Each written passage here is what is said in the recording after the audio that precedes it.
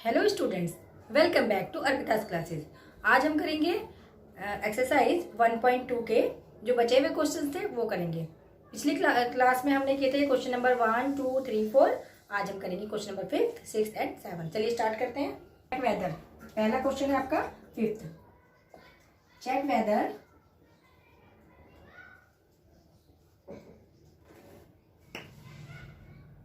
Six की power n can end with the digit 0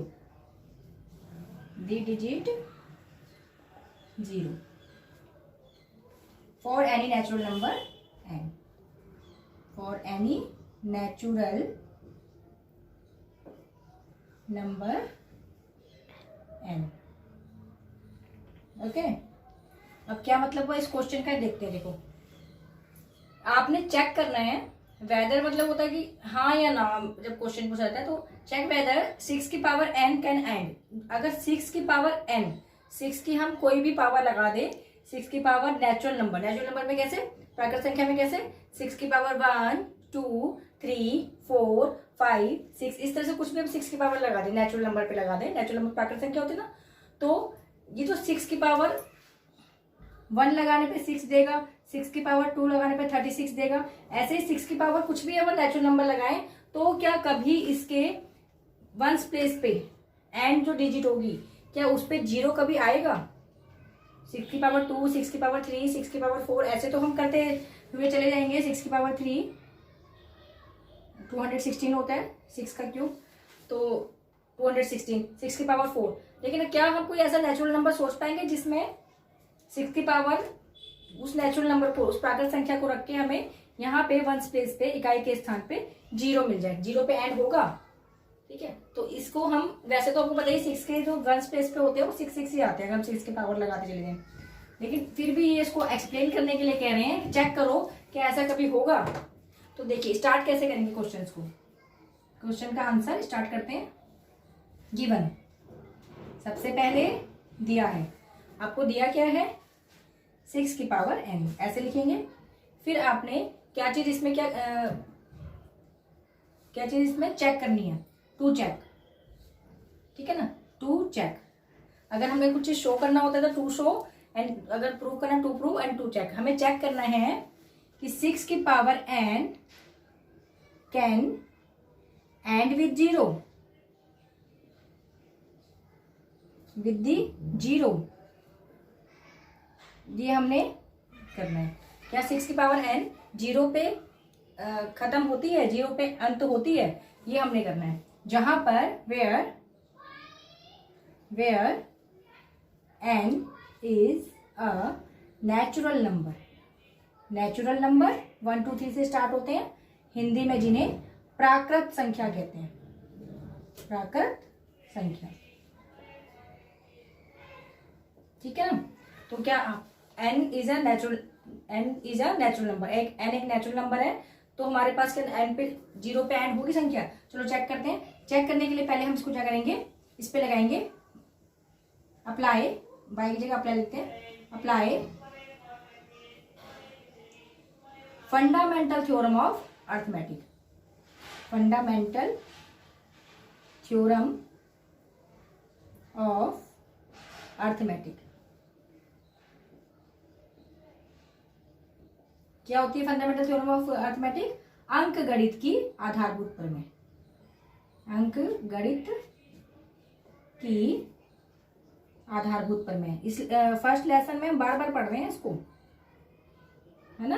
क्या चीज है ये कि कोई भी भाज्य संख्या अभाज्य गुणनखंड के रूप में व्यक्त की जा सकती है, वो इस पे हम लगाएंगे। Any composite number can be express as the product of prime. 6 की पावर n पे लगाएंगे तो 6 की power n is equal to, यदि हम इसके प्राइम फैक्टर करेंगे तो ये बनेगा 2 मल्टीप्लाई बाय 3, है ना, अभाज्य गुणनखंड पूरे की पावर n। इसको ऐसे लिख सकते हैं हम, प्राइम के प्रोडक्ट के रूप में, अभाज्य संख्याओं के गुणनखंड के रूप में ऐसे लिख सकते हैं ना। 6 को देखो, 2, 3 जा 6, ये हो गया। और 6 की पावर कितनी थी n, तो 6 पूरे की पावर n। ठीक है।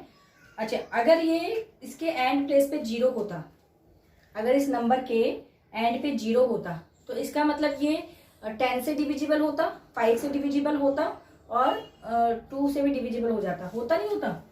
तो इसका मतलब जब इसके एंड में 5 है और 2 है, 2 5 जा 10, तब ये पूरा पूरा डिवाइड होता है। यहाँ पे 0 होता है एंड प्लेस पे, तो 2 तो इसके पास है, 5 नहीं है।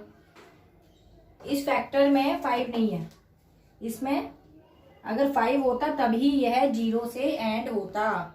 तो हम यहाँ पे लिखेंगे सिंस, सिंस मतलब होता है क्योंकि, चूंकि भी बोल सकते हैं, चूंकि सिंस 6 की power n has no 5 as a factor, as a prime factor, क्योंकि 2 तो है, 2 और 5 होने चाहिए, 2 तो है लेकिन 5 नहीं है इसके पास। 6 की power n has no 5 as a prime factor, यानी कि 6 की पावर n पे 5 अभाज्य गुणनखंड नहीं है। क्या चीज नहीं है इसके पास? अभाज्य गुणनखंड 5 नहीं है, अभाज्य गुणनखंड। ठीक है, अभाज्य गुणनखंड 5 नहीं है, इसीलिए so there is no value of n। ठीक है, so there is no value of n for which, है ना, फॉर विच यानी कि जिसके लिए, फॉर विच 6 की power n end end with the digit 0। ठीक है, इसका मतलब हुआ there is no value of n का मतलब है कोई भी n की इस तरीके की वैल्यू नहीं होगी, नो नेचुरल नंबर या नो वैल्यू ऑफ n या नो नेचुरल नंबर, कोई भी प्राकृत संख्या ऐसी नहीं होगी n जिसमें 6 की पावर n जो है वो 0 पे अंत होगा। समझ में आया? इस तरह से इस क्वेश्चन को करेंगे। इसको आप ऐसे लेफ्ट में लिखते चले जाएंगे, लेफ्ट में ये वाला बीच में लिख सकते हैं, ये लेफ्ट में लिखेंगे, इसको भी लेफ्ट में लिखेंगे, बाकी सारा मिडिल में आप लिखेंगे। ठीक है, और रीजन हम राइट में लिखते हैं, रीजन इसमें कुछ हमने दिया नहीं था, हमने डायरेक्टली सीधे सीधे करा है। ओके, समझ में आ गया? 5th क्वेश्चन हिंदी वाले कैसे करेंगे? दिया है 6 की पावर n और हमें चेक करना है। चेक को हिंदी में क्या बोलेंगे? चेक ही बोलते हैं, चेक करना है, इसका इसकी जांच करनी है कि 6 की पावर n 0 से अंत होगा, ये हमें जांच करनी है, जहां पे n एक प्राकृत संख्या होगी। फिर उसके बाद लिखना है अंक गणित के आधारभूत प्रमेय लगाने पर इसको हम 6 हमारा भाज्य संख्या, इसको भाज्य गुणनखंड में तोड़ देंगे तो 2 मल्टीप्लाई बाय 3 हो जाएगा पूरे की पावर n क्या है? प्राकृत संख्या। ठीक है, फिर आप लिखेंगे सिंस की जगह पे चूंकि, क्योंकि 6 की पावर n पे has no 5 as a prime factor, इसके बाद 5 प्राइम फैक्टर में नहीं है, और जब 5 होता है तभी हमारा नंबर जो है वो के एंड में 0 होता है। अगर किसी भी नंबर्स के एंड में 0 होगा तो 5 से जरूर विभाजित हो जाता है, तो इसमें 5 होना चाहिए था और 2 भी होना चाहिए, 2 तो है 5 नहीं है, ये आप लिखेंगे। इसीलिए n प्राकृत संख्या, कोई भी n प्राकृत संख्या ऐसी नहीं होगी जो 6 की पावर n को 0 पे अंत कर दे। ठीक है, इस तरह से लिखेंगे। चलिए अगला क्वेश्चन लेते हैं। चलिए क्वेश्चन नंबर 6 स्टार्ट करते हैं।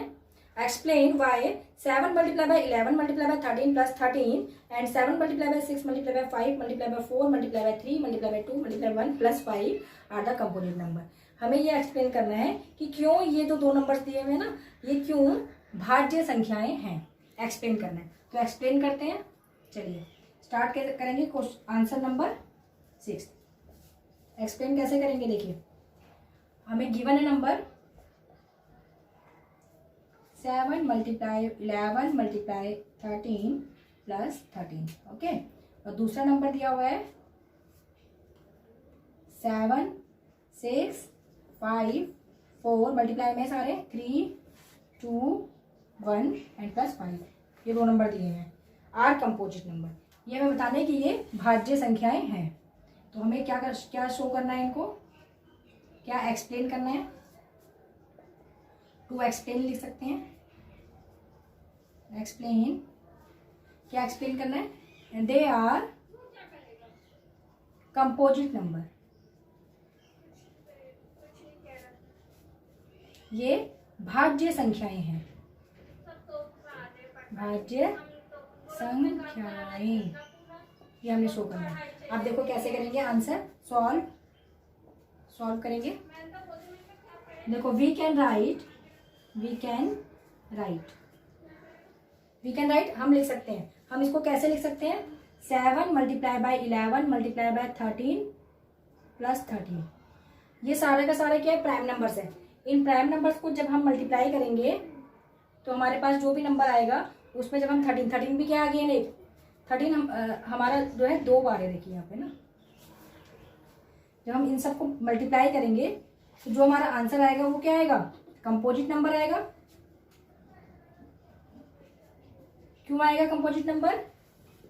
क्या लिखेंगे? Reason, fundamental theorem of arithmetic. तो इसे every prime number can be express as a product of prime. तो composite number product of prime में कर सकते हैं, भाज्य संख्या को भाज्य गुणनखंड में दिखा सकते हैं। तो ये आपका आ गया कंपोजिट नंबर।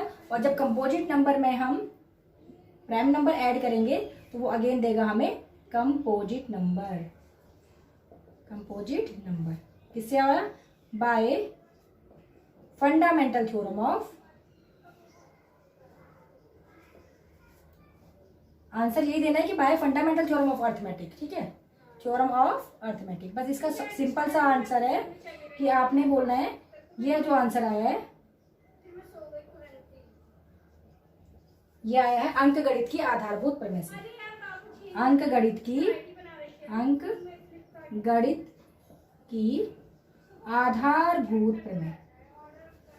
आधारभूत प्रमेय। ठीक है, ये नहीं लिखा प्रमेय, इससे ये आंसर है। अब दूसरा देखेंगे, दूसरे में भी सेम ऐसे ही है। देखो वी कैन राइट दिस, हम इसको भी लिख सकते हैं। हम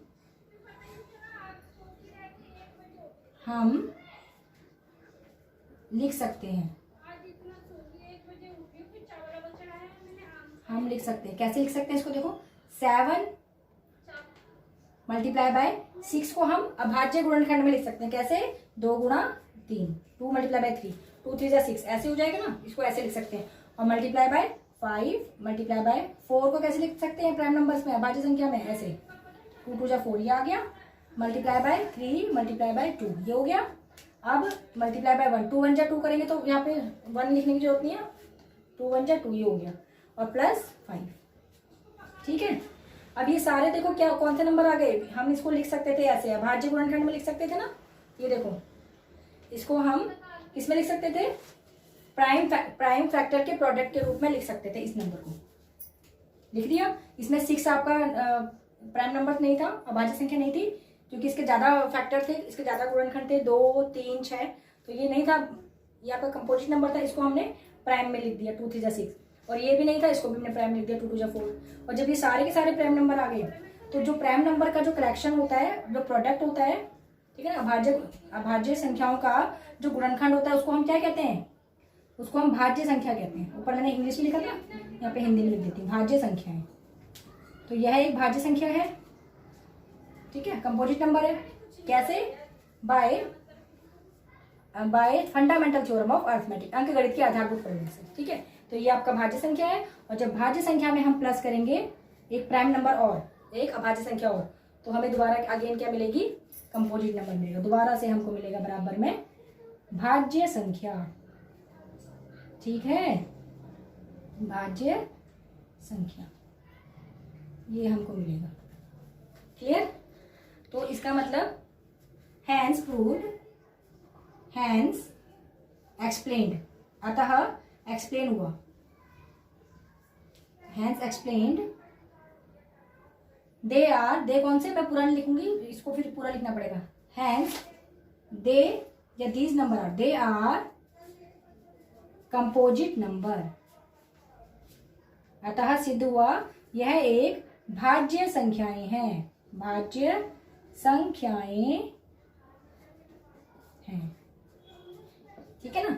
कैसे सिद्ध हुआ? हमने इसको जो हमारा नंबर दे रखा था, इसमें तो प्राइम नंबर्स दे रखे थे, तो हमने प्राइम नंबर्स बता दिए कि प्राइम नंबर्स जो होते हैं उनका प्रोडक्ट कंपोजिट नंबर होता है। कैसे? By the fundamental theorem of arithmetic. और जब उसमें हमने प्राइम नंबर दोबारा इकट्ठा किया, यानी कि दोबारा प्लस किया हमने अभाज्य संख्या, तो वो दोबारा अगेन हमें भाज्य संख्या कंपोजिट नंबर देता है।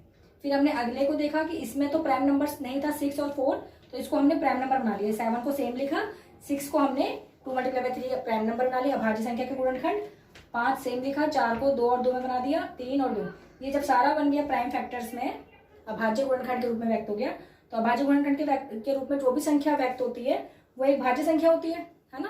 अंकगणित के आधारभूत प्रमेय हमें बताती है। तो ये भाज्य संख्या थी जमा 5, उसमें 5 हम अभाज्य संख्या जमा करेंगे तो हमें दोबारा अगेन वो भाज्य संख्या देती है। अतः सिद्ध हुआ कि ये दोनों नंबर एक भाज्य संख्या थे। समझ में आ गया? ये दोनों संख्याएं एक कंपोजिट नंबर थे। They are the composite number, hence explain. Okay, अच्छा अगला क्वेश्चन है हमारा question number 7। There is a circular path. ठीक है, एक सर्कुलर पाथ है, एक सर्कल में एक रास्ता बना हुआ है इस तरह से। सर्कुलर पाथ कहाँ पे है? Around the sports field. ये एक स्पोर्ट्स फील्ड है, स्पोर्ट्स फील्ड, खेल का मैदान। क्या है ये? खेल का मैदान ये है। और इसके चारों तरफ अराउंड में ये रास्ता बना हुआ है। देखा ना पार्कों में साइड में रास्ता होता चलने का, ये चलने का एक रास्ता ऐसे करके बना हुआ है। जल्दी ना आधा टाइम ज़्यादा लग जाएगा। इस तरह से रास्ता बना हुआ है, इस पे वॉक कर रहे हैं। ठीक, अब देखो इन्होंने क्या बोला है, Sonia takes 18 minute. Sonia 18 minute लेती है इसे पूरा घूमने में, 18 मिनट्स टू ड्राइव 1 राउंड। एक राउंड लेने में 18 मिनट लेती है। While Ravi takes 12 minutes. और रवि जो है वो 12 मिनट में ही चक्कर पूरा करता है। यानी कि रवि जो है थोड़ा फास्ट चलता है और वो 12 मिनट में ही पूरा एक राउंड लगा लेता है। और जो सोनिया है वो 18 मिनट में लगाती है। For the same suppose they both start at the same point. माना कि ये दोनों यहाँ इस वाले पॉइंट से, सेम पॉइंट से स्टार्ट करते हैं। कौन कौन है यहाँ पे? एक सोनिया है और दूसरा रवि। ठीक है, सोनिया ने और रवि ने सेम पॉइंट से चलना स्टार्ट करा। यहाँ से अंदर, यहाँ पे हैं दोनों खड़े। ठीक है, इस वाले पॉइंट से सोनिया यहाँ से घूमते हुए जाती है सेम डायरेक्शन पे और वापस आती है कितने मिनट में? 18 मिनट में। और रवि भी ऐसे घूमते हुए वापस आएगा 12 मिनट में। ठीक है, फिर इनका क्वेश्चन क्या है? एंड गो, सॉरी एक मिनट में क्वेश्चन पढ़। Suppose they both start at the same point से सपोज ये स्टार्ट करते हैं एट द सेम टाइम, और सेम समय पे स्टार्ट करते हैं, 0 मिनट से स्टार्ट कर देंगे। ठीक है ना, and go in the same direction, same direction में चलते हैं। अगर हमने 2 बजे स्टार्ट करी दौड़ना तो 2 बजे दोनों सेम टाइम पे चलना स्टार्ट करते हैं, सेम डायरेक्शन में और सेम पोजीशन से स्टार्ट करते हैं। आफ्टर हाउ मैनी मिनट्स, कितने मिनट्स के बाद विल दे मीट अगेन, और कितने मिनट के बाद ये दोबारा मिलेंगे? ये हमारा क्वेश्चन है। समझ में आया? हिंदी इंग्लिश दोनों में समझा दिया मैंने कि एक खेल का मैदान है, उसके चारों तरफ आपका एक मैदान बना हुआ है। उस मैदान पे सोनिया और रवि वॉक कर रहे हैं, और सोनिया जो है वो 18 मिनट में पूरा राउंड ले लेती है, रवि 12 मिनट में पूरा राउंड ले लेता है। और सेम डायरेक्शन में दोनों चलेंगे और सेम टाइम पे स्टार्ट करेंगे। तो पूछा गया कि कब ये दोबारा मिलेंगे। देखो सोनिया घूमेगी, यहां तक आई, 18 मिनट ले लिए। ठीक है ना, 18 मिनट MIN। फिर सोनिया, फिर रवि घूमेगा, यहाँ पे ऐसे घुमा, इसने ले लिया 12 मिनट। ठीक है, एक राउंड। दूसरे राउंड में सोनिया घूमेगी तो कितने मिनट ले लेगी? 18 और ले लेगी, प्लस 18, इसका मतलब टोटल 36 मिनट ले लिए इसने 2 राउंड लेने में, है ना। 2 राउंड में 36 मिनट में यहाँ पहुंच गई, 36 मिनट हुए और ये यहाँ पहुंच गई। रवि ने 12 मिनट में एक राउंड लिया, फिर दोबारा दूसरा राउंड लिया 12 मिनट में, 2 राउंड हो गए, फिर एक राउंड और ले लिया 12 मिनट में। कितने राउंड हो गए? 3 राउंड, 1 2 3, और 36 मिनट लगे इसको भी 3 राउंड लेने में। ठीक है, तो जब 36, जब उन्होंने 2 बजे चलना स्टार्ट किया था, 2:36 पे ये 3 राउंड ले चुका था और रवि यहाँ पहुंच गया। ठीक है ना, और 2:36 पे ही सेम क्या हुआ, ये जो सोनिया है इसने 2 राउंड ले लिए थे और 36 मिनट बाद ये भी यहीं पहुंच गई थी। तो दोनों जो है 36 मिनट के बाद दोनों आपस में मिले। ठीक है, तो हमने देखो क्या किया, हमने पहले 18 की टेबल लिखी, 18 1 जा 18, 18 2 जा 36, 2 राउंड। और इसकी 12 की टेबल, 12 1 जा 12, 12 2 जा 24, 12 3 जा 36, है ना। 3 राउंड, 12 मिनट, फिर 12 मिनट, फिर 12 मिनट लिए रवि ने, और ये सोनिया। 1 round, 2 round. ठीक है ना, इस तरह से देखो, और ये 3 राउंड, ये है round.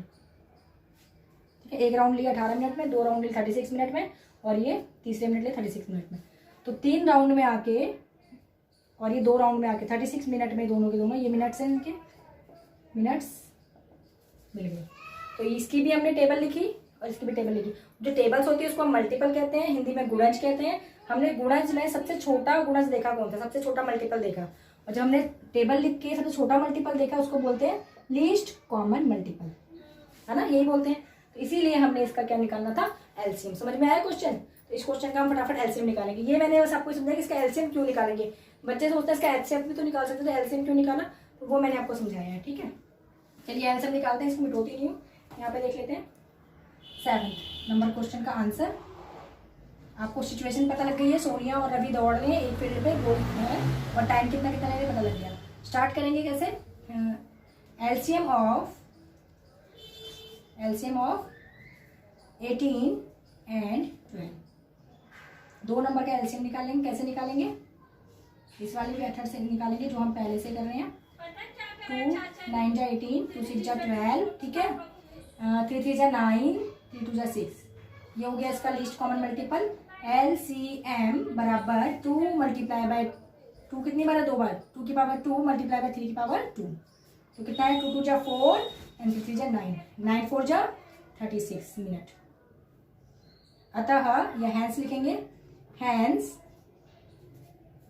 Sonia and Ravi meet again after नहीं 36 मिनट, again in 36 मिनट। अतः हिंदी वाले लिखेंगे, है ना, अतः सोनिया और रवि 36 मिनट में मिलेंगे। सबसे कम समय में कहाँ मिलेंगे ये पूछा था, सबसे कम समय, वैसे बहुत बार मिलेंगे ये, लेकिन सबसे पहले ये जो मिलेंगे लिस्ट कॉमन मल्टीपल वो 36 में मिल जाएंगे, 36 मिनट में मिलेंगे।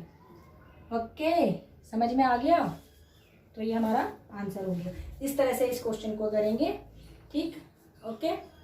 और ये क्वेश्चन ये एक्सरसाइज 1.2 मैंने पूरी कंप्लीट आपको करवा दी है, आप लोग भी खुद से इसको कर लीजिएगा, ठीक, okay, bye, thank you. Check whether 15 power n can end with the digit 0 for any natural number n। जांच कीजिए कि किसी भी n एक प्राकृत संख्या के लिए 15 का घात n 0 अंक पर अंत हो सकती है। And second question, find the HCF of the numbers 12, 36, 80 by division algorithm. विभाजन एल्गोरिथम से 12, 36 और 80 संख्याओं का HCF भी ज्ञात कीजिए।